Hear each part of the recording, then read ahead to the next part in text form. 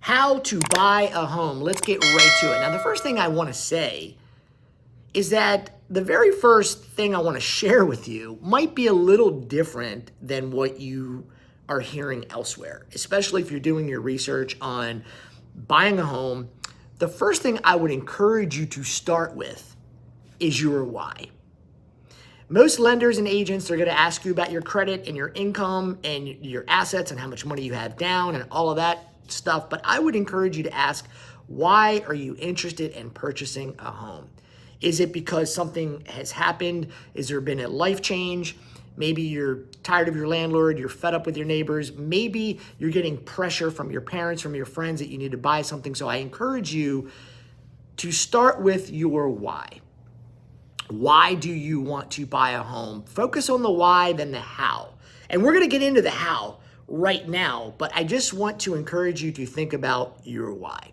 And you can comment below. Hey, you know what? The reason why I want to buy a house is because of this. And there's no wrong answer. I just encourage you to try to buy a house for the right reasons. We'll get into that in another video. But let's get right to how to buy a home. Now, I'm going to keep this really simple because if this is your first look into purchasing a home, or maybe you've done a lot of research, here's the thing. I do first-time home buying seminars, and one of the things that I like to do is keep things simple because I think that one of the biggest reasons why most people don't buy a home is because they get confused. And they're just like, man, I'm so overwhelmed. I don't know who to listen to. I don't know what to think. So let me just keep it very, very simple. Let's just say that you have your why and you know why you want to buy a home. Purchasing a property, how to buy a property comes down to three main things: credit, income, assets. Credit, income, assets. Let's go over all three. Your credit. What's your credit? You want to know where your starting point is, no matter where it is, because you can bounce back from that if you need help and you need work on that. There are a lot of ways that you can improve credit. That's beyond the scope of this particular video, but you want to know what your credit score is no matter what it is. Now, there are some people that will say to you, based off of where your credit score is, if you have a 500 credit score, 550, 560, 580, whatever, hey, you can still buy a house. And that may be true. That may and might. It's might. May be true. But what I encourage you to do is to think, well, why is your score where it is? And how can you quickly improve your credit score?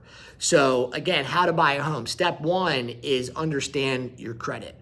Where is your credit score? What is on your credit report?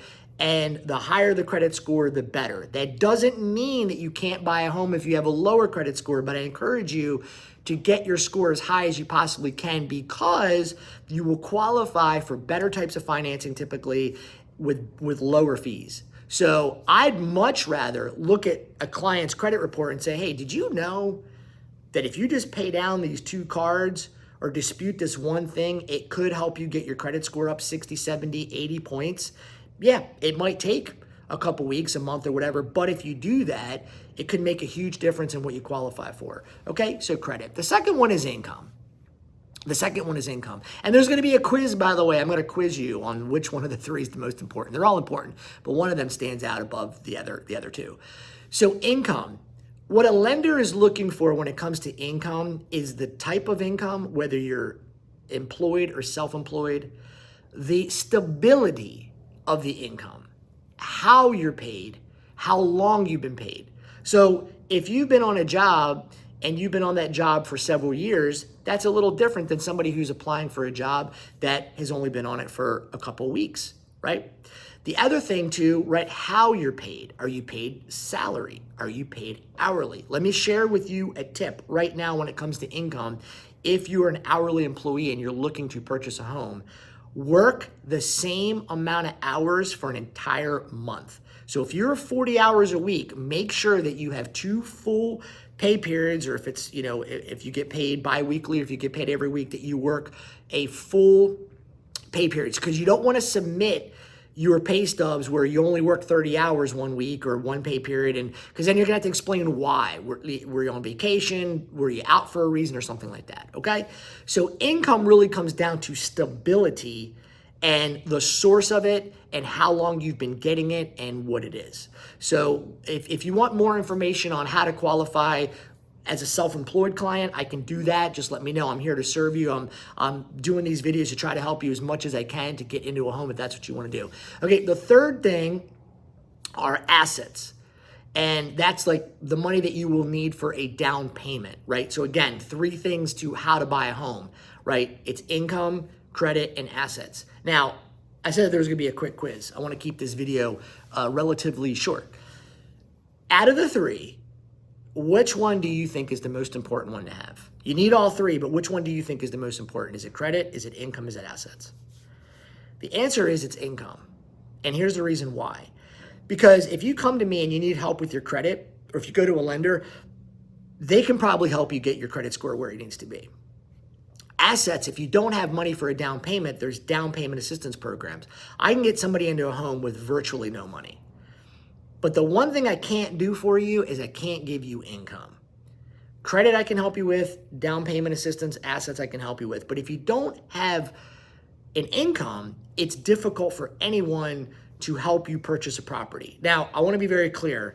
Yes, there are creative financing ways. You can do seller financing. You don't need to show income. You can buy rental properties with DSCR loans and all of that stuff. Again, that's kind of outside of the scope of this particular video, but what you want to keep in mind is that income is really important. Think about how you're paid, how long you've been doing that, what line of work are you in? How long have you been in that line of work? If you're self-employed, do you have 2 years of tax returns? Do you show income? Do you show a loss?